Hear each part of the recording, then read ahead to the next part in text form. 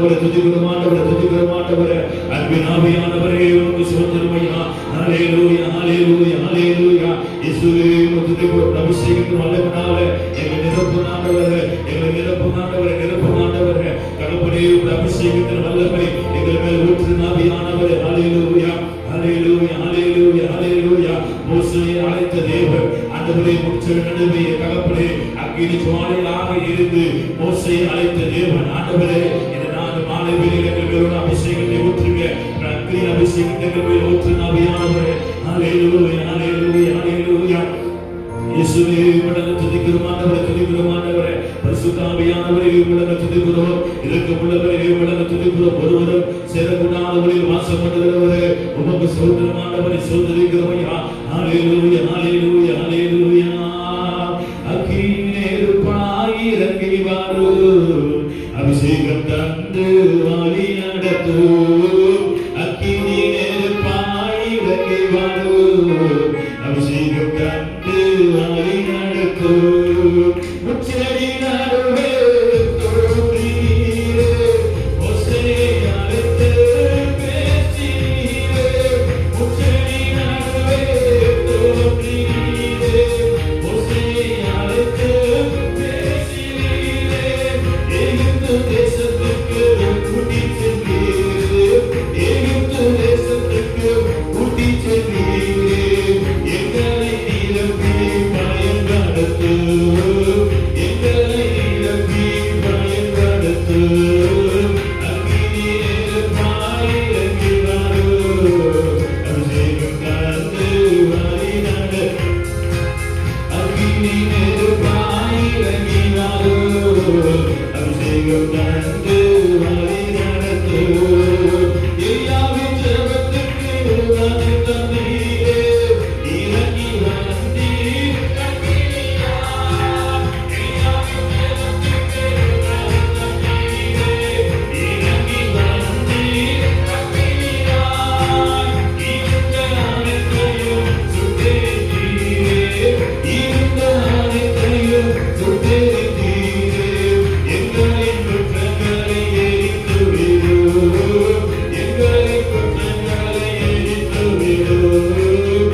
அக்கினி நெருப்பாய் இறங்கி அபிஷேகம் தந்து வழி நடத்தும். அக்கினி நெருப்பாய் இறங்கி வரும், அபிஷேகம் தந்து வழி நடத்தும். எஸ்ஐயா நாவை தொட்டது போல எங்களை நாவை தொட்டருளும். எஸ்ஐயா நாவை தொட்டது போல எங்களை நாவை தொட்டருளும். யாரை நான் அனுப்புவேன் என்று சொன்னீரே, யாரை நான் அனுப்புவேன் என்று சொன்னீரே. எங்களை அனுப்பும் தேசத்துக்கு, எங்களை அனுப்பும் தேசத்துக்கு. அக்கினி நெருப்பாய் இறங்கி வரும், அபிஷேகம் தந்து வழி நடத்தும். அக்கினி நெருப்பாய் இறங்கி வரும், அபிஷேகம் தந்து வழி நடத்தும். அக்கினி மயமான நாவுகளாக அப்பொழுதுமே இறங்கி வந்தீரே. அக்கினி மயமான நாவுகளாக அப்பொழுதுமே இறங்கி வந்தீரே. அந்நிய மொழியை பேச வைத்தீரே, அந்நிய மொழியை பேச வைத்தீரே. ஆவியின் கரத்தால் நிரப்பினீரே, ஆவியின் கரத்தால் நிரப்பினீரே. அக்கினி நெருப்பாய் இறங்கி வந்தீரே. இந்த மாலைகளில் கர்த்தர் மேல் ஊற்றிக் கொண்டிருக்கிறார். எலியாவின் மேல் அபிஷேகம் எலியாவுக்கு கிடைத்தது போல இந்த மாலைகளில் கர்த்தர் ஒவ்வொரு பேருக்கு அபிஷேகத்தை ஊற்றிக் கொண்டிருக்கிறார். ஒரு திமனம் தூரமாக சென்றதாக திமனம் தூரமாக காரணோடு ஒவ்வொரு பேசுகிறார். தேவசனத்தை பெற்றுக்கொள்ளுங்க, பெற்றுக்கொள்ளுங்க, பெற்றுக்கொள்ளுங்க, பெற்றுக்கொள்ளுங்க. கர்த்தர் கையில் எல்லாமே மாற்றிக் கொண்டிருக்கிறார். கடையில் எல்லாமே உடைத்துக் கொண்டிருக்கிறார். ஆசீர்வாத விரோதமாக போராடுகிற எல்லா கடைகளையும் உடைத்துக் கொண்டிருக்கிறார். பெற்றுக்கொள்ளுங்க. ஹல்லேலூயா ஹல்லேலூயா ஹல்லேலூயா ஹல்லேலூயா.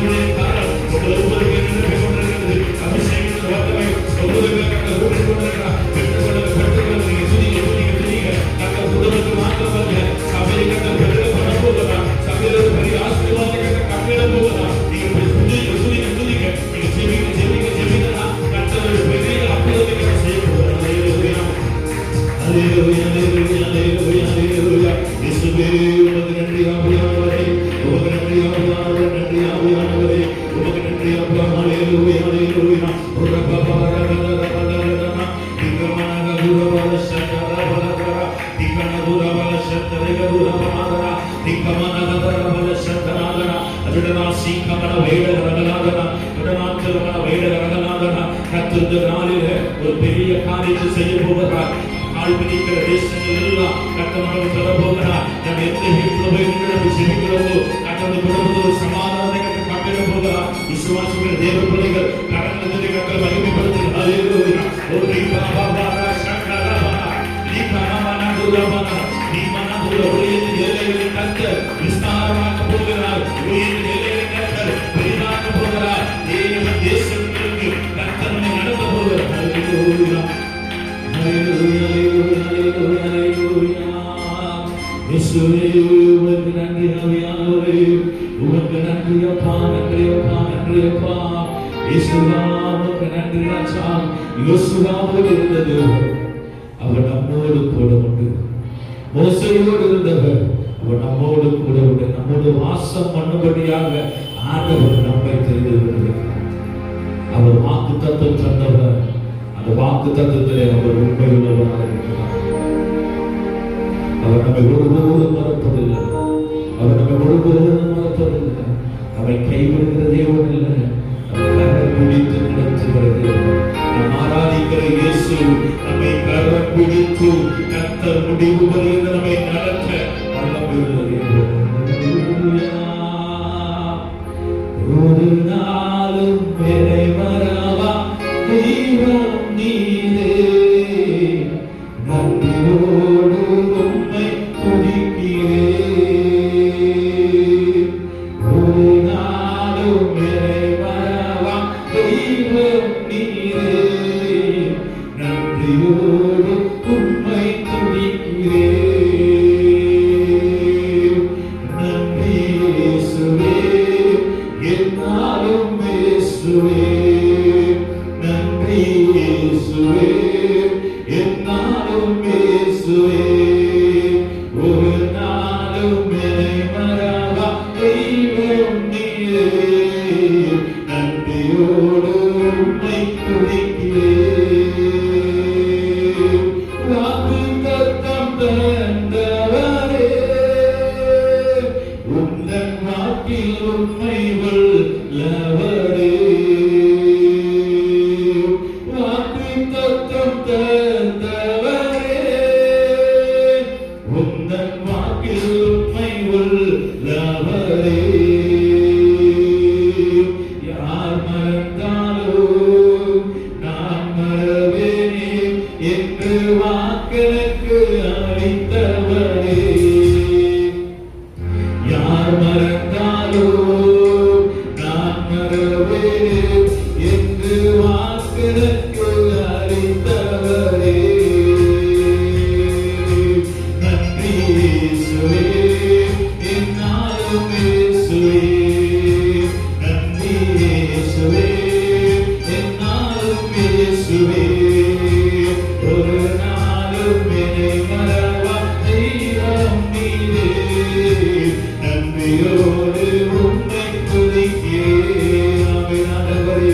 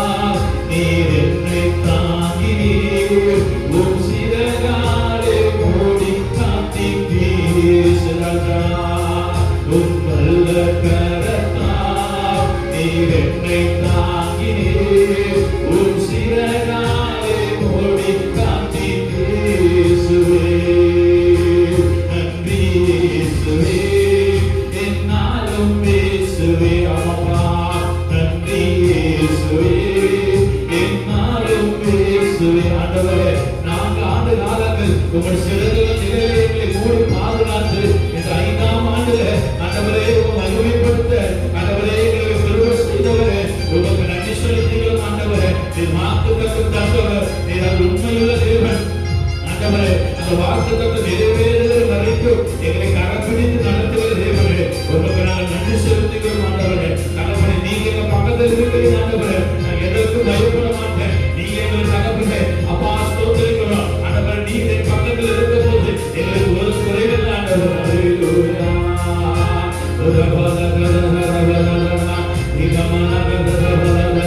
அவர் ஒரு நாள் நம்மை மறப்பதில்லை. தாய் மறந்தாலும் நம்மை மறப்பதில்லை என்று சொன்னவர் தந்தைகளுக்காக அவர் நம்மை கைவிடாமல் நம்மை நடத்துகிற தேவர். அவர் நம்மோடு கூட கொண்டு நாளத்திலிருந்து அப்பா எங்களை பாதுகாத்து நடத்துகிற உங்களுடைய பெருமைக்காக நன்றி செலுத்துகிறோம் என்று சொல்லி இருபத்தி நாளத்திற்கு ஒப்புக்கொண்டு கொடுத்தார். உமக்கு நன்றி ஆவியானவரே, உமக்கு நன்றி நல்லபடியே. அவர் வாக்குத்தத்தத்திலே உண்மையுள்ளவர். எதற்கு விசுவாசிக்கிறீர்கள்? எனக்கு கொடுத்த வாக்குத்தத்தம் நிறைவேறுகிற வரைக்கும் ஆண்டவர் என்னை கைவிடுவதில்லை. அவருடைய விசுவாசம் நமக்குள் இருக்கும்போது ஆண்டவர் எங்கும் நடத்த அவர் தேவ சமூகத்தில் அப்பா எனக்கு கொடுத்த வாக்குத்தத்தத்திலே உண்மை உள்ளவர், என் நடத்த வல்லவர் என்று சொல்லி நான் விசுவாசிக்கிறேன். வாக்குத்தத்தம் தந்தவரே, உந்தன் வாக்கில் உண்மை உள்ளவரே. வாக்குத்தத்தம் தந்தவரே, உந்தன் வாக்கில் உண்மை உள்ளவரே. யார் மறந்தாரோ நான் மறவேன் என்று வாக்கெனக்கு அளித்தவரே சொல்வார். யார் மறந்தாரோ நான் மறவேன் என்று வாக்கெனக்கு அளித்தவரே சொல்வார். யார் மறந்தாரோ நான் மறவேன் என்று வாக்கெனக்கு அளித்தவரே.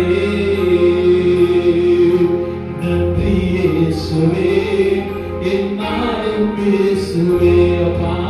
நன்றி இயேசுவே, என்னாலும் இயேசுவே. நன்றி இயேசுவே, என்னாலும் இயேசுவே. நன்றி இயேசுவே, என்னாலும் இயேசுவே. இந்த மாலை நேரத்தில் எத்தனை பேர் மன மகிழ்ச்சியா இருக்கிறீங்க? அல்லேலூயா. கர்த்தருடைய நாள் என்று சொன்னாலே நமக்கு தேவ பிள்ளைகளுக்கு அது ஒரு மன மகிழ்ச்சியான ஒரு நாள், ஒரு சந்தோஷமான ஒரு நாள். அல்லேலூயா. ஆண்டவருடைய நாமம் மகிமைப்படட்டும். இந்த 5வது ஆண்டுக்குள்ளே வந்திருக்கிற இந்த ஊழியத்தை கர்த்தர் இன்னும் அதிகமாய் ஆசீர்வதிப்பதற்கு அவர் உண்மை உள்ளவர். நம்மை அழைத்த தேவன் அவர் மாறாதவர், அவர் மாறவே மாட்டார். அல்லேலூயா. ஆண்டவருடைய நாமம் மகிமைப்படட்டும். நேற்றைய தினத்திலே ஆதியாகமம் புஸ்தகம் 5ஆம் அதிகாரத்திலிருந்து ஏனோக்குடைய வாழ்க்கையிலிருந்து சில காரியங்களை நம்ம கற்றுக்கொள்வதற்கு கர்த்தர் நமக்கு உதவி செய்தார். நாம் முக்கியமாக அறிந்து கொள்ள வேண்டிய மறக்க கூடாத ஒரு காரியம் என்ன அப்படின்னு கேட்டா, நீங்களும் நானும் ஆண்டவரோடு கூட வாழும்படி நம்ம அழைக்கப்பட்டிருக்கிறோம். அதை நம்ம கடைசி வரைக்கும் நம்ம ஒரு நாள் மறக்கவே கூடாது. நீங்களும் நானும் நமக்கு குடும்பங்கள் இருந்தாலும், குடும்பத்திலே நிறைய நபர்கள் இருந்தாலும், நிறைய வேலைகள் இருந்தாலும், நம்ம எதற்காக கர்த்தர் நம்மை அழைத்திருக்கிறார் என்று சொன்னால் நம்ம அவரோடு கூட வாழும்படி கர்த்தர் நம்மை அழைத்திருக்கிறார். உங்க இருதயத்தை கொஞ்சம் நீங்க செக் பண்ணி பாருங்க. நான் ரசிக்கப்பட்டு 20 வருஷம் ஆயிருக்கலாம், 30 வருஷம் ஆயிருக்கலாம், 40 வருஷம் ஆயிருக்கலாம், 10 வருஷம் ஆயிருக்கலாம். நான் ஆண்டவரோடு கூட நான் வாழ்ந்து கொண்டு இருக்கிறேனா அப்படின்னு உங்களுக்குள்ள ஒரு கேள்வி நீங்க கேட்டு பாருங்க. நான் ஆண்டவரோடு கூட நான் வாழ்ந்து கொண்டு இருக்கிறேனா? ஒரு தேவ பிள்ளைகள் கண்டிப்பாய் அறிந்து கொள்ள வேண்டிய ஒரு காரியம், நம்ம கர்த்தரோடு கூட தினந்தோறும் பலப்பட்டிருக்கிறோம் என்பதை நம்ம ஒரு நாள் மறந்துவிடவே கூடாது. அல்லேலூயா. அதனால நேற்று தினத்தில் சில காரியங்களை நான் பகிர்ந்து கொண்டேன். நிச்சயமாகவே நம்முடைய ஆவிக்குரிய வாழ்க்கை பலப்படணும் அப்படின்னு சொன்னா நம்ம தினந்தோறும் கர்த்தரோடு கூட நல்ல நெருக்கமான ஒரு ஐக்கியம், அவரோடு கூட வாழ்கிற ஒரு வாழ்க்கை, அந்த உன்னதமான உறவு நமக்கு, உங்களுக்கு, எனக்கு ரொம்ப ரொம்ப அவசியம். இந்த நாளிலும் அதே ஏனோக்குடைய வாழ்க்கையிலிருந்து சில காரியத்தை நாம் அறிந்து கொள்ள போகிறோம். நேற்று தினத்திலே சொன்னேன், ஏனோக்கு அவர் கர்த்தரோடு கூட வாழ்ந்தார். அவர் கர்த்தரோடு கூட வாழ்ந்தார். நீங்களும் நானும் அப்படிப்பட்ட ஒரு உன்னதமான வாழ்க்கை வாழும்படி கர்த்தர் நம்மை பிரித்தெடுத்து அழைத்திருக்கிறார் என்பதை நம்ம ஒரு நாளும் மறந்து போகவே கூடாது. இந்த நாளிலே நான் சொல்லுகிற ஏனோக்கை குறித்து சொல்லுகிற ஒரு காரியம் என்னவென்று சொன்னால், அவர் கர்த்தரை விசுவாசித்தார். இன்னைக்கு நான் சொல்ல போகிற ஒரு காரியம், ஏனோக்கு கர்த்தரை விசுவாசித்தார். எபிரேயர் புத்தகம் 5ஆம் அதிகாரத்துல 11ஆம் அதிகாரத்துல 5ஆம் வசனம் இப்படியாக ஆரம்பிக்கிறது. நான் வாசிக்கிறேன். விசுவாசத்தினாலே ஏனோக்கு அப்படின்னு ஆரம்பிக்கப்படுகிறது. இந்த எபிரேயர் 11ஆம் அதிகாரம் யாரெல்லாம் விசுவாசத்தினாலே பெரிய காரியங்களை செய்தார்களோ அந்த லிஸ்டை அவர் போடுகிறார். இவங்கெல்லாம் விசுவாசத்தினாலே நிறைய பெரிய, இன்னும் யாராலும் செய்ய முடியாத நிறைய காரியங்களை செய்தார்கள் என்று சொல்லி நம்முடைய விசுவாசம் இன்னும் ஆழமா இருக்கணும் அப்படிங்கிறதுக்காக இந்த அதிகாரத்திலே நிறைய மனிதர்களுடைய வாழ்க்கை வரலாறுகள் எழுதப்பட்டிருக்கிறது. அதுல இரண்டாவதாக ஒரு மனிதனை குறித்து அங்கே சொல்லப்பட்டிருக்கிறது. என்ன அப்படின்னா, விசுவாசத்தினாலே ஏனோக்கு. கரங்களை உடைத்து சொல்லுங்க அல்லேலூயா. முதல்ல ஆண்டவர் யாரை எழுதி வச்சிருக்கிறாரு அப்படின்னு கேட்டீங்கன்னா, அதுல 4ஆம் வசனத்தை பார்த்தீங்கன்னா ஆபேலை குறித்து ஆண்டவர் எழுதி வைத்திருக்கிறார். அல்லேலூயா. ஆபேலை குறித்து ஆண்டவர் நிறைய காரியங்களை எழுதி வைத்திருக்கிறார். அவன் விசுவாசத்தினாலே ஒரு காரியத்தை செய்தான். இந்த ஆபேல் யாரு அப்படின்னு கேட்டா, ஆதாமுக்கு குமார். ஆதாம் தேவனோடு முகமுகமாய் எத்தனை வருஷத்துல பல வருஷமா வாழ்ந்திருக்கிறார். குளிர்ச்சியான வேலையிலே ஆண்டவருடைய சத்தத்தை தெளிவா கேட்டிருக்கிறார். இந்த ஆதாம ஆண்டவரே உருவாக்கினார். நம்ம எல்லாம் பார்க்காம விசுவாசிக்கிறோம். ஆனா ஆதாமுக்கு இதை காட்டி ஒரு மேன்மையான ஒரு காரியம் என்ன அப்படின்னா, நிறைய தடவை பார்த்திருக்கிறாரு, சத்தத்தை கேட்டிருக்கிறாரு, உணர்ந்திருக்கிறாரு. அப்படிப்பட்ட ஒரு நல்ல ஒரு தேவ மனிதன், ஆண்டவர் யார் அப்படின்னு தெளிவா தெரியும் ஆதாமுக்கு. அதனால ஆதாம் ஆபேலுக்கு நிறைய காரியங்களை கற்றுக் கொடுத்திருப்பார். ஏன்னா அவர் டைரக்டா பார்த்திருக்கிறார். ஆண்டவருடைய அன்பு டைரக்டா பார்த்திருக்கிறார். ஆண்டவருடைய கோபம் டைரக்டா பார்த்திருக்கிறார். ஆண்டவரே கையால செஞ்சார். அதனால எல்லா காரியத்தையும் தன்னுடைய மகனுக்கு என்ன செஞ்சிருப்பாரு, சொல்லி கொடுத்திருப்பாரு. அதனால ஆபேலுக்குள்ள நல்ல ஆழமான விசுவாசம் இருந்தது. ஆனா இந்த ஏனோக்கு இருக்கிறார். ஏனோக்கு ஆதாம்ல இருந்து கணக்கு பண்ணா 7வது தலைமுறை. எத்தனை தலைமுறை? 7வது தலைமுறை. அன்னைக்குலாம் அவங்க எப்படி வாழ்ந்திருக்கிறாங்கன்னா, ஆதியாகமம் 5ஆம் அதிகாரத்தை நீங்க வீட்டுல போய் வாசி பாருங்க.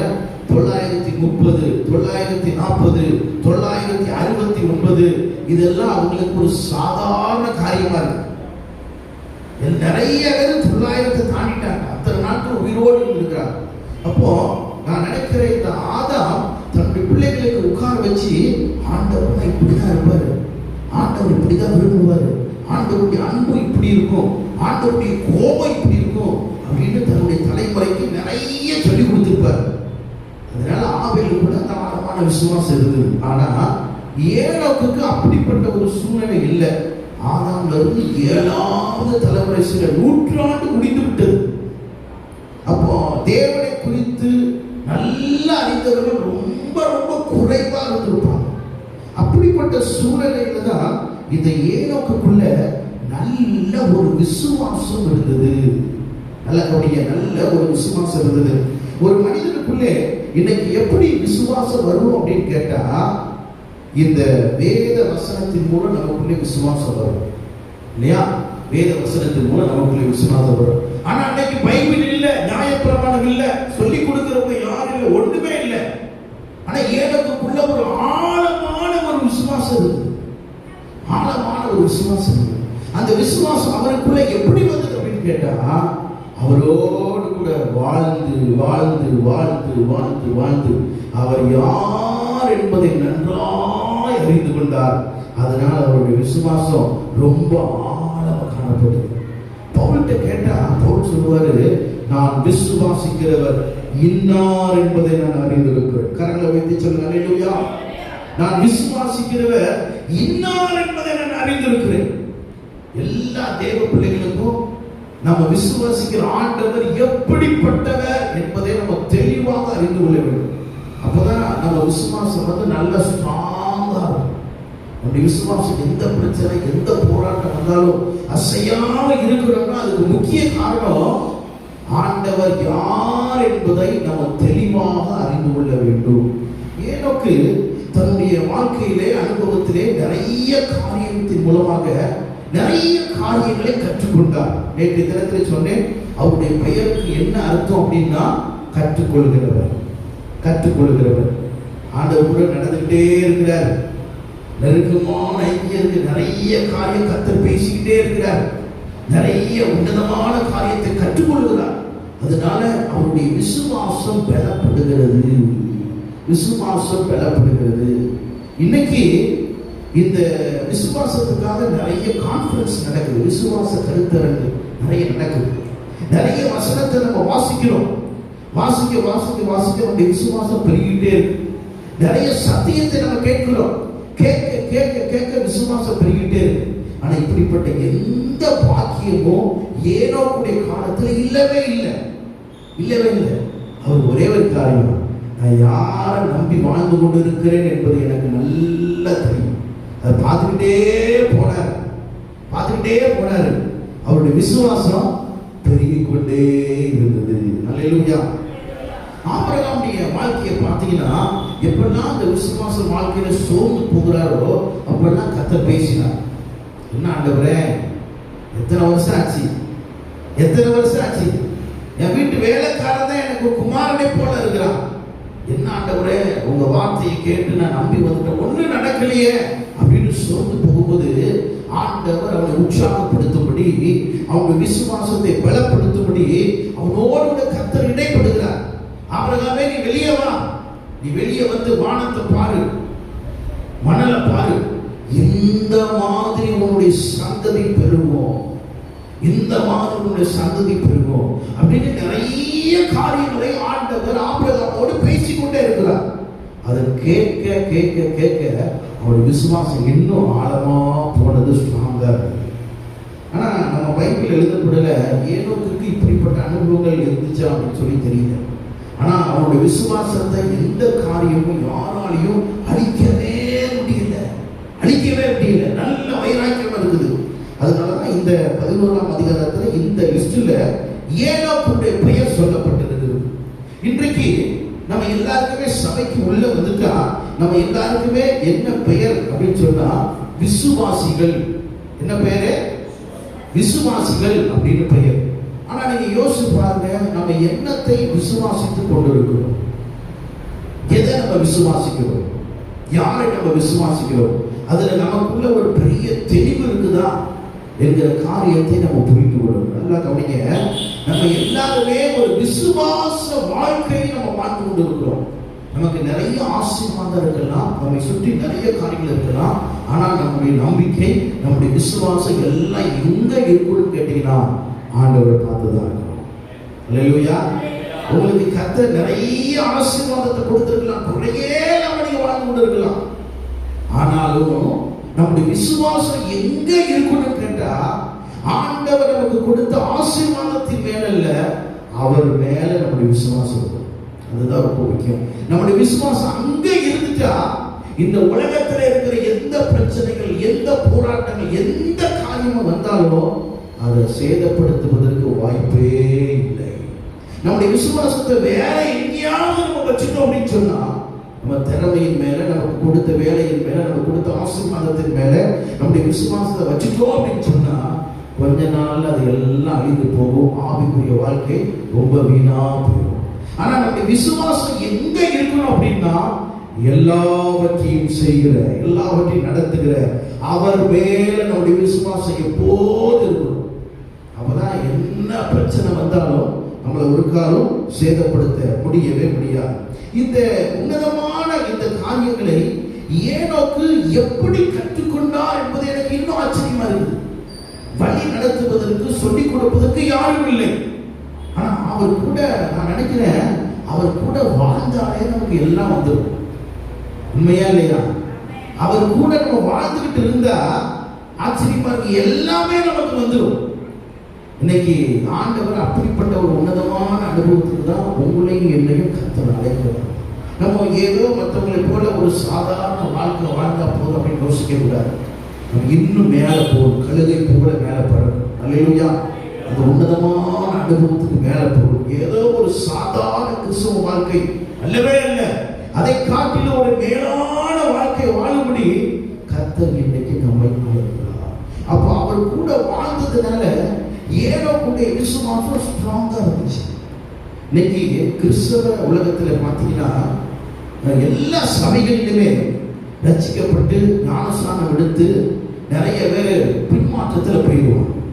என்ன அப்படின்னா விசுவாசம் வேற எங்கேயோ வச்சிருக்கிறாங்க, விசுவாசம் வேற ஏதோ ஒரு காரியத்தில் இருக்குது. அப்படி இல்லை, நம்முடைய விசுவாசம் ஆண்டவர் மேல மாத்திரம் இருந்தா மட்டும்தான் முடிவு பரியந்தம் ஆண்டவருக்காக வைராக்கியமாக இருக்க முடியும். அல்லேலூயா. விசுவாசம், இந்த விசுவாசம் ஒவ்வொரு தேவ பிள்ளைகளுக்கும் கண்டிப்பாக தேவை. நம்ம என்ன இல்லை அப்படின்னாலும் நம்ம வாழ்ந்துடலாம். ஆனா விசுவாசம் இல்லாம நம்ம என்ன செய்ய முடியாது, ஆண்டவருக்கு பிரியமாய் வாழ்வதற்கு நமக்கு வாய்ப்பே இல்லை. நம்ம ஆண்டவருக்கு பிரியமா வாழணும் அப்படின்னா இந்த விசுவாசம் ரொம்ப அவசியம்.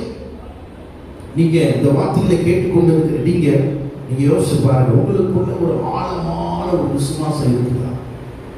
நான் வார்த்தையை கேட்கிறேன், நான் ஜெபிக்கிறேன், ஆலயத்துக்கு வருகிறேன், ஆனாலும் ஒரு ஆழமான விசுவாசம் எனக்குள்ள இருக்குதா? என்னை சுற்றி நிறைய பிரச்சனைகள், என்னை சுற்றி நிறைய போராட்டங்கள், என்னுடைய விசுவாசத்தை சேதப்படுத்துவதற்கு நிறைய காரியங்கள். ஆனாலும் இன்னைக்கு ஆண்டவர் என்ன எதிர்பார்க்கிறார் அப்படின்னு கேட்டீங்கன்னா ஒரு ஆழமான ஒரு விசுவாசத்தை கர்த்தர் எதிர்பார்க்கிறார்.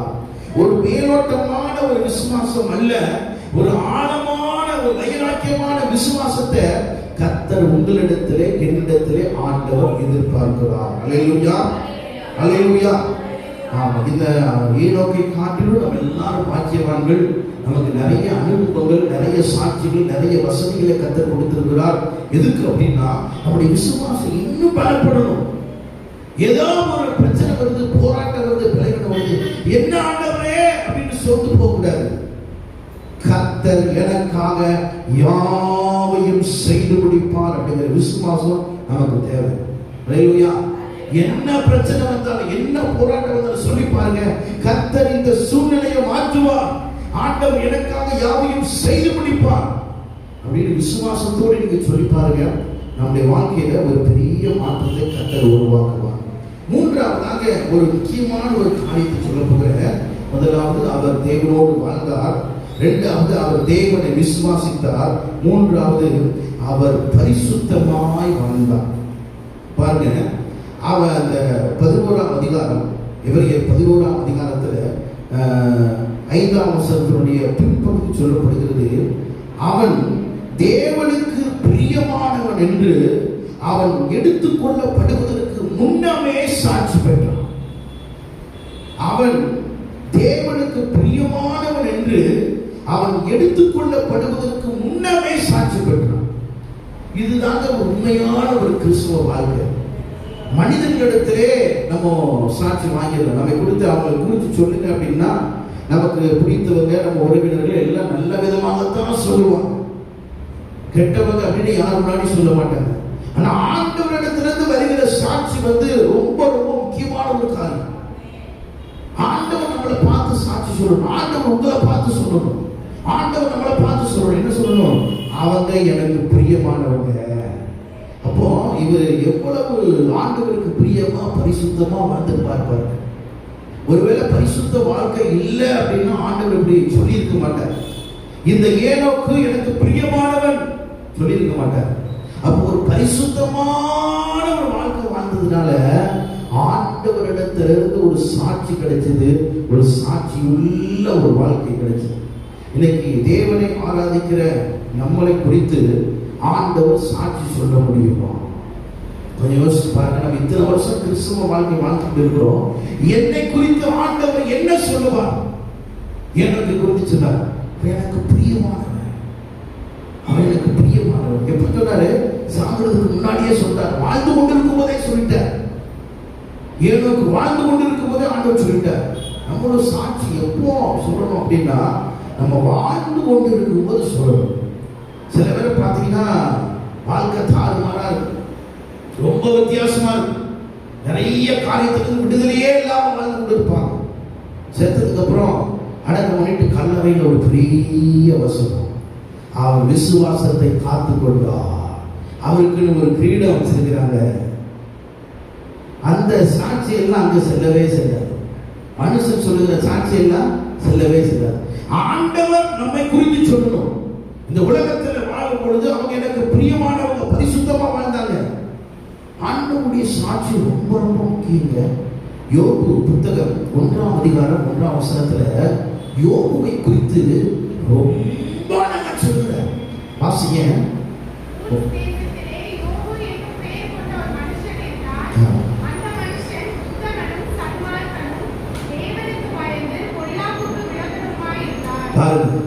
என்ன அழகான சாட்சி. ஆண்டவரே என்ன சொல்றாரு? அவன் யாரா? உத்தமன், சன்மார்க்கன், தேவனுக்கு பயப்படுகிறவன், பொல்லாப்புக்கு விலகி ஜீவிக்கிறவன். அதுக்கு அடுத்துதான் அவன் பணக்காரங்கிறது. அதுக்கு அடுத்துதான் அவனுக்கு அவ்வளவு இருந்துச்சு, இவ்வளவு இருந்துச்சு, இவ்வளவு ஆசீர்வாதம் இருந்துச்சு, அதை வச்சிருந்தான், இதை வச்சிருந்தான், அதெல்லாம் அதுக்கு அடுத்துதான். முதல்ல ஆண்டவர் ஒரு மனிதனை பார்த்து என்ன சொல்ல விரும்புகிறார் அப்படின்னா, அவங்க எனக்கு பிரியமானவங்க, அவங்க எனக்கு பிரியமானவங்க. அவங்க நிறைய சொத்து வச்சிருக்கிறாங்க, நிறைய பணம் வச்சிருக்கிறாங்க, அதெல்லாம் ரெண்டாவது. ஆண்டவர் முதல்ல ஒரு தேவ பிள்ளைகளை பார்த்து என்ன சொல்ல விரும்புகிறார்? அவங்க எனக்கு பிரியமான ஒரு வாழ்க்கை வாழ்ந்து கொண்டு இருக்கிறாங்க. அது உயிரோடு இருக்கும்போதே கர்த்தர் இந்த வார்த்தையை பயன்படுத்த விரும்புகிறார். தேவனுடைய பிள்ளைகளே, இந்த கடைசி காலத்திலே பரிசுத்தமான ஒரு வாழ்க்கை, சாட்சி உள்ள வாழ்க்கை நமக்கு ரொம்ப ரொம்ப முக்கியம். எனக்கு இந்த உயிரோடு இருக்கும்போதே அப்படிப்பட்டதான ஆண்டவரிடத்தில் சாட்சி உள்ள ஒரு வாழ்க்கை வாழ்ந்து சாட்சி பெற்றார். அவர் பார்த்து சொன்னார், எனக்கு பிரியமானவர், எனக்கு பிரியமானவர். இந்த வார்த்தையை நம்மளை குறித்து ஆண்டவர் சொல்லுவாரா? நம்முடைய வாழ்க்கை எப்படி இருக்குன்னு யோசிச்சு பாருங்க. இந்த கடைசி காலத்துல பரிசுத்தம் நிறைய பேருடைய வாழ்க்கையில கொஞ்சம் கொஞ்சமா குறைந்து கொண்டே வருகிறது. தேவ பிள்ளைகள் நிறைய பேருடைய வாழ்க்கையில பரிசுத்தம் கொஞ்சம் கொஞ்சமா குறைந்து கொண்டே வருகிறது. பரிசுத்தத்தை குறித்த கவனம் நிறைய பேருக்கு இல்லை. பரிசுத்தமா வாழணும், பரிசுத்தமா வாழணும் அப்படிங்கிற அக்கறை நிறைய குடும்பத்துல இல்லவே இல்லை. நான் பார்த்திருக்கேன், நிறைய குடும்பத்துல இல்லை. உங்க வாழ்க்கை, நம்ம வாழ்க்கை எப்படி இருக்குது? நம்ம வாழ்க்கை எப்படி இருக்குது? ஒருவேளை ஆண்டவர் நம்மை குறித்து ஏதாவது சொல்லுங்க, என்னை குறித்து ஏதாவது சொல்லுங்க அப்படின்னு ஆண்டவர்கிட்ட கேட்டா, ஆண்டவர் உங்களை பார்த்து என்ன சொல்லுவாரு? அவங்க எனக்கு பிரியமானவங்க, அவங்க எனக்கு பிரியமானவங்க. இந்த சாட்சியை நம்ம பெற்றுக்கொள்ளணும், கண்டிப்பாக காத்துக்கொள்ளணும். கரங்களை குறித்து சொல்லுங்க. அல்லேலூயா, அல்லேலூயா. நம்முடைய வாழ்க்கையில பரிசுத்தத்துக்கு முதல் இடத்தை கொடுக்கணும். பரிசுத்தத்துக்கு நம்முடைய குடும்பத்துல, நம்முடைய தனிப்பட்ட வாழ்க்கையில முதல் இடத்தை கொடுக்கணும். நமக்கு நம்முடைய பரிசுத்தத்தை கெடுக்கிற எந்த காரியமா இருந்தாலும் அதை தயவு செய்து விட்டுருங்க, தயவு செய்து. ஏன்னா பரிசுத்தம் இல்லாத எந்த இடத்திலும் ஆண்டவர் வாசம் பண்ணவே மாட்டார். யாத்திராகமம் 25ஆம் அதிகாரம் 8ஆம் வசனத்தில் சொல்லப்பட்டிருக்கிறது, நான் அவங்க மத்தியில உலாவி அவர்களை ஆசீர்வதிப்பதற்காக ஒரு பரிசுத்தமான ஸ்தலத்தை உண்டாக்குங்க.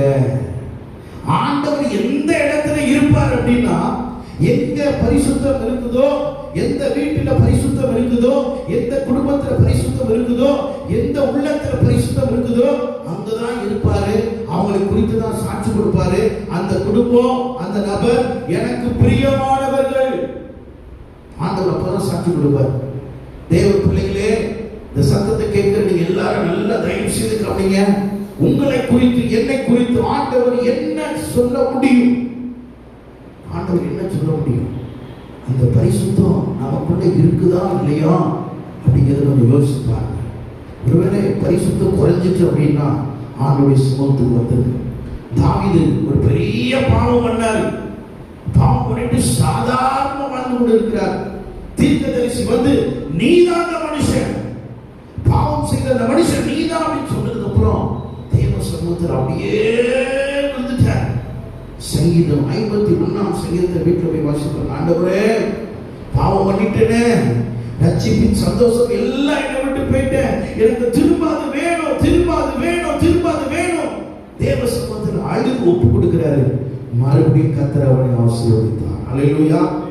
ஒருவேளை பரிசுத்தத்தை கெடுக்கிற, பரிசுத்தத்துக்கு விரோதமான காரியங்கள் நம்முடைய வாழ்க்கையில, நம்முடைய தனிப்பட்ட வாழ்க்கையில ஏதாவது குடும்பத்தில் இருக்கும் என்று சொன்னால் இன்றைக்கு கர்த்தர் நமக்கு சொல்லுகிறார், அதுல இருந்து நம்ம வெளியில வரணும்.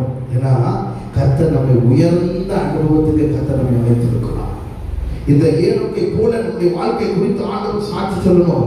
அவங்க எனக்கு பிரியமானவங்க, ஏன்னா சாட்சி உள்ள ஒரு வாழ்க்கை வாழ்ந்தார்கள், பரிசுத்தமான ஒரு வாழ்க்கை வாழ்ந்தார்கள். அதனால அவங்க எனக்கு பிரியமானவங்க. நம்ம உலகத்துல யார நம்ம பிரியமானவங்க அப்படின்னு சொல்லுவோம் அப்படின்னா, நமக்கு யார ரொம்ப பிடிக்குதோ, நமக்கு பிரியமானபடி யார் வாழ்ந்து கொண்டு இருக்கிறாங்களோ அவங்கள பார்த்துதான் நம்ம சொல்லுவோம் இல்லையா? நமக்கு யார் பிடிக்குதோ, பிரியமானபடி, நமக்கு இஷ்டமானபடி யார் நமக்காக வாழ்ந்து கொண்டு இருக்கிறாங்களோ அவங்கள பார்த்து நம்ம சொல்லுவோம். ஆண்டவர் அப்படித்தான் வாஞ்சிக்கிறார். அவருக்கு பிரியமானபடி வாழும் பொழுது நம்மை குறித்து ஆண்டவர் என்ன சாட்சி கொடுப்பார்? அவர்கள் எனக்கு பிரியமானவர்கள் என்ற ஒரு அற்புதமான ஒரு சாட்சி கொடுப்பார். அதனால இந்த விசுவாசம், இந்த பரிசுத்தம், இதெல்லாம் இந்த கடைசி காலத்திலே நம்ம எல்லாருக்கும் ரொம்ப அவசியம், ரொம்ப ரொம்ப அவசியம். இது இல்லாம ஆண்டவர் ஒரு நாளும் பிரியப்படுத்துவதற்கு வாய்ப்பே இல்லை. இந்த ரெண்டு காரியமும் நம்முடைய வாழ்க்கையில ரொம்ப ரொம்ப முக்கியமான ஒரு காரியம். நம்ம எந்த இடத்துல இருந்தாலும், எந்த வேலை செய்து கொண்டிருந்தாலும், எந்த காரியத்தில் இருந்தாலும், எந்த ஊரில் இருந்தாலும் நம்முடைய பரிசுத்தத்தை ரொம்ப, அதன் மேல நம்ம ரொம்ப கவனமா இருக்கணும். அதன் மேல நம்ம ரொம்ப கவனமா இருக்கணும், ரொம்ப ரொம்ப கவனமா இருக்கணும். ஒருவேளை பரிசுத்தம் குறைஞ்சிச்சு அப்படின்னா, நான் என்ன சொல்றேன் அப்படின்னா, பரிசுத்தம் எனக்கு குறைஞ்சிச்சு, ஆண்டவர் கூட நான் சரியா வாழல அப்படின்னா, நீங்க என்ன வேலை செய்து கொண்டு இருந்தாலும் ஒரு நாள் லீவ் போடுங்க. ஒரு வேலை செய்யல அப்படின்னா தேவ சமூகத்தில் ஒரு நாள் முழுவதும் சாப்பிடாம உட்கார்ந்து சரி பண்ணுங்க. அதை ஃபெலோஷிப் என்ன செய்யணும்? சரி பண்ணணும். வேதம் ஜெபம் ஒரு நாள் ஃபுல்லா அப்படியே வாழ்க்கையில் இருக்கட்டும். அப்பதான் பரிசுத்தத்தை கொஞ்சம் வளர்ந்துருக்கிறேன் அப்படிங்கிற ஒரு திருப்தி கண்டிப்பா வரும். அல்லேலூயா, அல்லேலூயா. என்னுடைய வாழ்க்கையில போதுமான அளவு பரிசுத்தம் இல்லை, போதுமான அளவு ஜெபம் இல்லை, போதுமான அளவு வேத வாசிப்பு இல்லை அப்படிங்கிற உணர்வு உங்களுக்குள்ள வந்ததுன்னா, தயவு செய்து வேற எல்லா காரியத்தையும் விட்டுட்டு ஆண்டவருடைய சமூகத்தில் வந்துருங்க. ஆண்டவருடைய பாதப்படியில் வந்துட்டு கொஞ்ச நேரம் ஆண்டவர் பக்கத்தில் உட்காருங்க, ஆண்டவர் கூட உட்காருங்க. கர்த்தர் அதற்கேற்ற அபிஷேகத்தை கிருபைகளை ஆண்டவர் நமக்கு நிச்சயமாய் தருவார். அல்லேலூயா. கடைசியா ஒரு காரியத்தை சொல்லி நான் முடிக்கிறேன். இந்த விசுவாசம், இந்த பரிசுத்தம், இதெல்லாம் நமக்கு ரொம்ப அவசியம். அவர் விசுவாசித்தார், அவர் பரிசுத்தமாய் வாழ்ந்தார், அவர் தேவனோடு வாழ்ந்தார். கடைசியா ஒரே ஒரு காரியத்தை சொல்ல போகிறேன். அவர் அறிவித்தார், அவர் அறிவித்தார். ஏனோக்கு அறிவித்தார். என்ன அறிவித்தார்? யூதா எழுதின நிருபத்தை எல்லாம் எடுத்துக்கொள்ளுங்க. யூதா எழுதின நிருபத்தை, அதுல ஒரே ஒரு அதிகாரம் தான் இருக்குது. அதுல 14ஆம் வசனத்தை வாசிங்க. 14, 15 கூட வாசிங்க. ஆதாமுக்கு 7ஆம் தலைமுறையான ஏனோக்கு இவர்களை குறித்து, இதோ எல்லாருக்கும் நியாயத்தீர்ப்பு கொடுக்கிறதற்கும் அவர்கள் அபபக்தியுள்ளவர்கள் யாவரும் அபபக்தியாய் செய்து வந்த சகல அபபக்தியான கிரியை நிமித்தமும், நமக்கு விரோதமாய் அபபக்தியுள்ள பார்வையில் பேசின கடின வார்த்தைகள் எல்லாவற்றின் நிமித்தமும் அவர்களை கண்டிக்கிறதற்கும் ஆயிரமாயிரமான தமது பரிசுத்தவான்களோடு கூட கர்த்தர் வருகிறார் என்று முன்னறிவித்தார். நல்ல கவனிங்க. ஏனோக்கு அறிவித்தார். இதுதான் சொல்ல போகிற ஒரு காரியம்.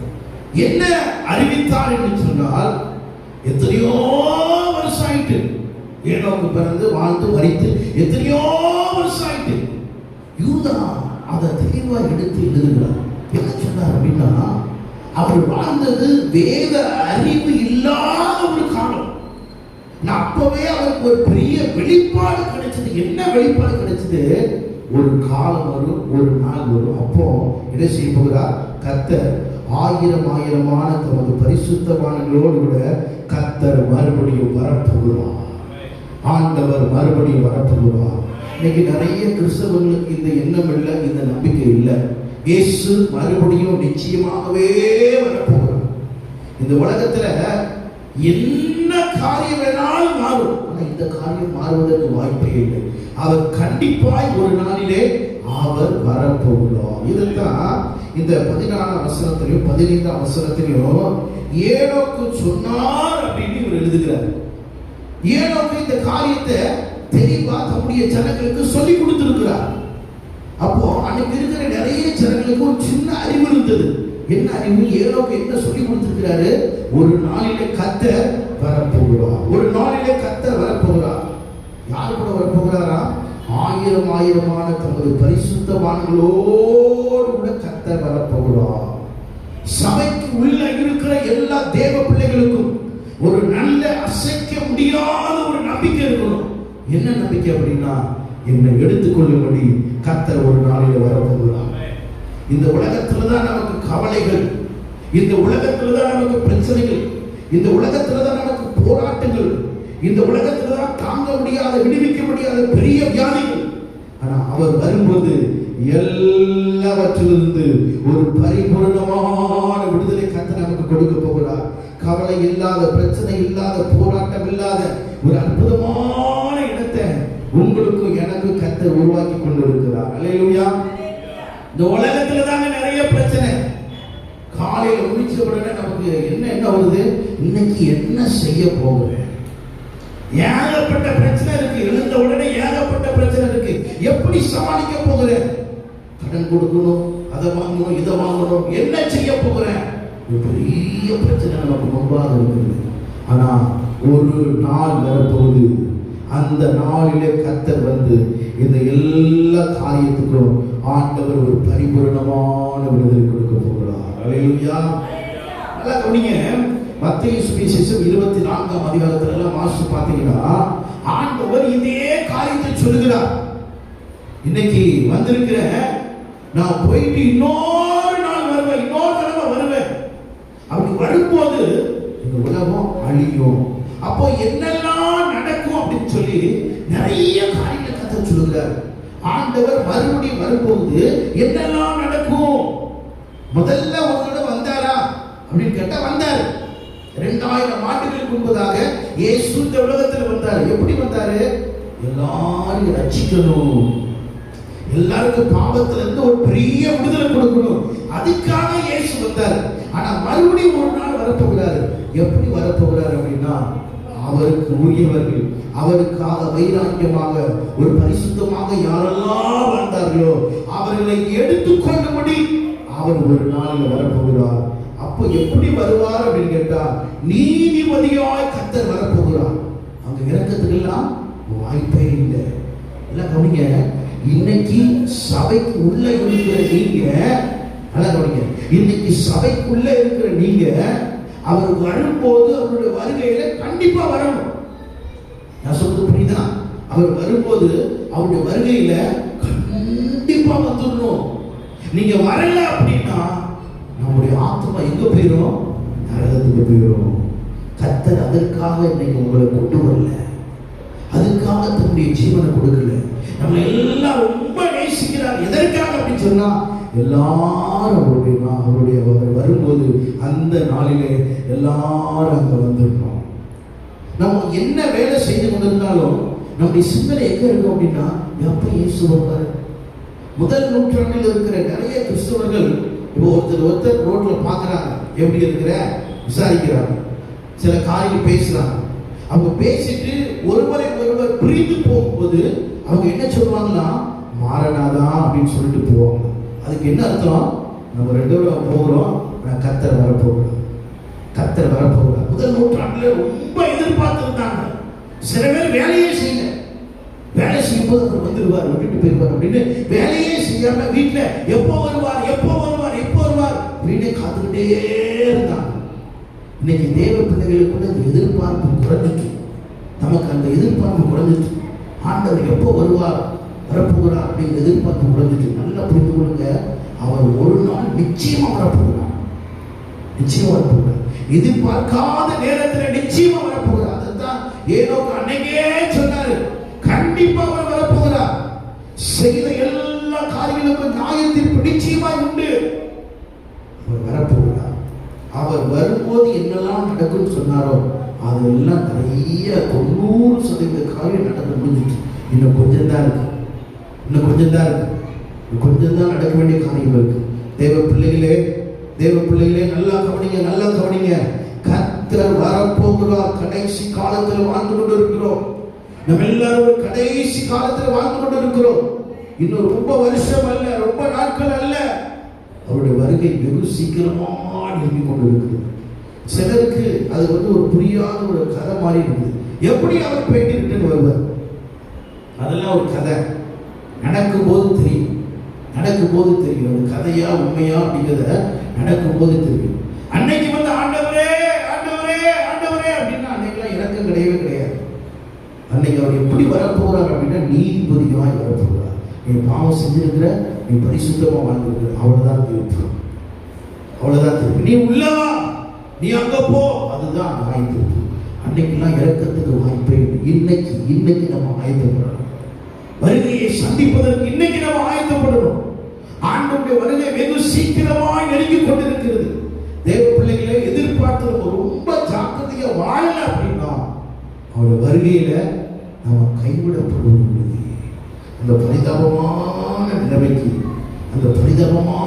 நிலைமைக்கு நம்ம போகக்கூடாது என்பதற்காகத்தான் நூற்றாண்டுகளுக்கு முன்னதாக ஏனோக்கு சொல்லிக்கிட்டே இருந்தார். நம்மை சுற்றி இருக்கிற ஜனங்களுக்கு சொல்லிக்கிட்டே இருந்தார், ஜாக்கிரதையா இருப்பா, கவனமாயிரு, ரொம்ப கவனமாயிரு, ஆண்டவர் வரப்போகிறார், ஆண்டவர் வரப்போகிறார், ரொம்ப கவனமாயிரு. நீ ஒருவேளை பாவத்தில் இருக்கிறியா, ஒரு பெரிய விடுதலையை நீ பெற்றுக்கொள் அப்படின்னு சொல்லிக்கிட்டே இருந்தார். இப்ப அதை விட நம்ம ரொம்ப கடைசி நாட்களிலே நம்ம வாழ்ந்து கொண்டு இருக்கிறோம். எப்ப வேணாலும் ஆண்டவர் வரலாம், எப்ப வேணாலும் ஆண்டவர் வரலாம். 1 தெசலோனிக்கேயர் 2 தெசலோனிக்கேயர் நிருபங்கள் எல்லாம் அவருடைய வருகையை குறித்து ரொம்ப தெளிவா சொல்லப்பட்டிருக்கிறது. அதையெல்லாம் நம்ம அடிக்கடி வாசிக்கிறோம். எப்ப வேணாலும் ஆண்டவர் வருவார். யாரெல்லாம் அவருக்கு பிரியமாய் இந்த உலகத்தில் வாழ்ந்தார்களோ, பரிசுத்தமாய் வாழ்ந்தார்களோ, நீங்க வாங்க நீங்க வாங்க நீங்க வாங்க அப்படின்னு சொல்லி எல்லாரையும் அழைத்து செல்வார். ஒரு மகிமையான இடத்துக்கு அழைத்து செல்ல போகிறார். தேவ பிள்ளைகளே நல்ல கவனிங்க, ஆண்டவர் வரப்போகிறார். ரொம்ப ஜாக்கிரதையா வாழணும், கவனமா வாழணும். இந்த வருகையில போகிறது அப்படிங்கிறது ரொம்ப ரொம்ப முக்கியமான ஒரு காரியம். ஒருவேளை போகல அப்படின்னா 2வது ஒரு வாய்ப்பு யாருக்குமே கிடைக்காது. மனம் திரும்புதல், ரட்சிப்பு எல்லாம் இந்த நாட்களில் தான். வருகை வந்துட்டு அப்படின்னா அதுக்கடுத்து மனம் திரும்புதல், ரட்சிப்புலாம் யாருக்குமே கிடையாது. அதனால நம்ம கிறிஸ்துவ உலகில் ஒரு காரியத்தை மறந்துடவே கூடாது. நம்ம எதற்காக கர்த்தர் நம்மை சபைக்கு உள்ள வச்சிருக்கிறாரு, எதற்காக சத்தியத்தை கேட்கக்கூடிய ஒரு வாய்ப்பை கர்த்தர் கொடுத்திருக்கிறார் அப்படின்னு சொன்னா, எப்படியாகிலும் அவருடைய வருகையில நம்ம வந்துடணும். சபையில் இருக்கிற எல்லாரோட வருகையில வந்துடணும். குடும்பத்தில் இருக்கிற எல்லாருக்கும் வந்துடணும்.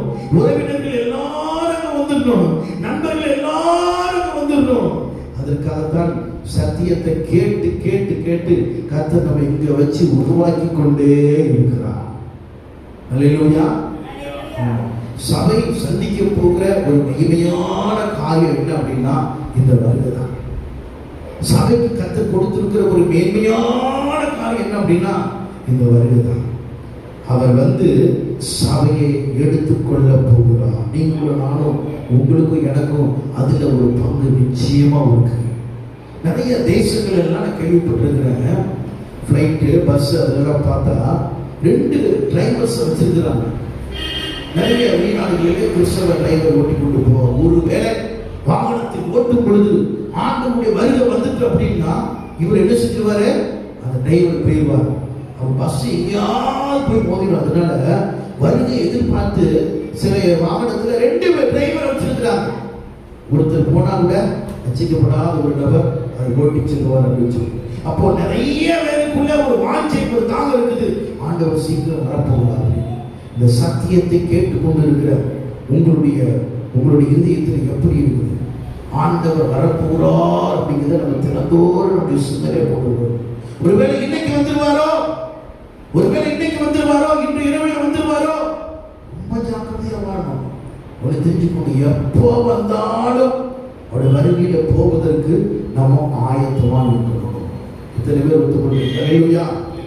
ஆண்டவர் வரப்போகிறார். எப்போ வந்தாலும் அவர் வருகையில போவதற்கு ரொம்ப ஜாக்கிரதையா இருக்கணும்.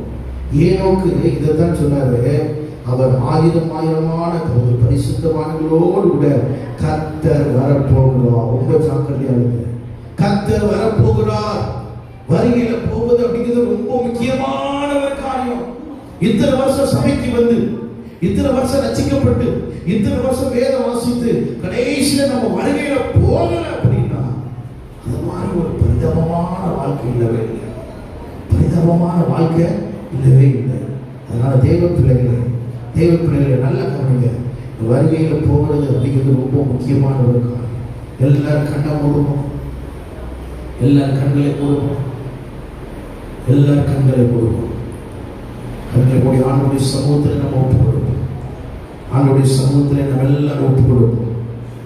ஹல்லேலூயா ஒப்பு கொடுத்துருவோம். ஏனோக்கு விசுவாசத்தை காத்துக்கொண்டார். அவர் விசுவாசித்தார். அவர் பரிசுத்தமாய் வாழ்ந்து நல்ல சாட்சி பெற்றார். அவர் கிறிஸ்துவின் வருகையை அறிவித்தார். ஹல்லேலூயா. இந்த உலகத்துல நடக்கும்னு சொன்ன எது வேணாலும் நடக்காம போகலாம். ஆனால் நான் தைரியமா வேதத்தை நம்புகிறபடினாலே நான் சொல்லுகிறேன், இயேசு கிறிஸ்துவினுடைய வருகை நிச்சயமாய் நடக்க போகிறது. தம்முடைய சபையை எடுத்துக்கொள்ளும்படி அவர் வரப்போகிறார். அப்போ நீங்களும் நானும் கண்டிப்பா அதில் வந்துருங்க. அதுக்காகத்தான் 2000 வருஷத்துக்கு முன்னாடி அவர் இந்த உலகத்தில் மனித அவதாரம் எடுத்து பாடுபட்டு, வேதனைப்பட்டு, அவமானப்பட்டு, துக்கப்பட்டு, கல்வாரி சிலுவையிலே தம்மை தாமே ஒப்பு கொடுத்து, ஜீவனையே உயிரையே அவர் கொடுத்துட்டார். தம்முடைய ரத்தத்தையே அவர் சிந்தித்தார். எப்படியாயிலும் ஜனங்கள் ரட்சிக்கப்படணும் அப்படின்னு சொல்லி எல்லாம் ஒப்பு கொடுத்துட்டார். என் இயேசு மரித்து அடக்கம் பண்ணப்பட்டு 3ஆவது நாள் உயிரோடு எழுந்து இன்றைக்கும் அவர் உயிரோடு இருக்கிறார். நான் சொல்லுகிறது, இயேசு கிறிஸ்து அவர் இன்றைக்கும் உயிரோடு இருக்கிறார். அவர் மரித்து மண்ணோடு மண்ணாய் போன தெய்வம் அல்ல, இன்றைக்கும் உயிரோடு இருக்கிற ஒரு தெய்வம். அவர் மறுபடியும் வரப்போகிறார்.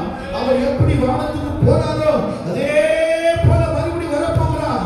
நீங்க வாங்க அப்படின்னு சொல்லி எல்லாரையும் நம்முடைய சபையை அழைத்து செல்லும்படி கர்த்தர் வரப்போகிறார். ரொம்ப முக்கியம். பரிசுத்தத்தை நம்ம பயத்தோடு கூட காத்துக்கொள்ளும். அவருடைய வருகை கேட்டு நம்ம இன்னும் அதிகமா ஆயத்தமாகும். ஏதோ சொல்லிக்கிட்டே இருந்தார், தம்முடைய பிள்ளைகளுக்கு சொல்லிக்கிட்டே இருந்தார், அவர் வரப்போகிறார். அன்னைக்கே அவருக்கு வெளிப்பாடு கிடைத்து விட்டது. இன்னைக்கு நம்ம புரிந்து கொள்ள வேண்டிய, அறிந்து கொள்ள வேண்டிய ஒரு சத்தியம், நம்ம ஆராதிக்கிற இயேசு கிறிஸ்து மறுபடியும் ஒரு நாளில் வரப்போகிறார் என்பதை ஒரு நாள் மறக்கவே கூடாது. இன்னைக்கு கர்த்தர் உங்களோடு கூட இடைப்படுகிறார். ஒப்பு கொடுத்து ஆண்டவருடைய சமூகத்தில் ஒப்பு கொடுத்து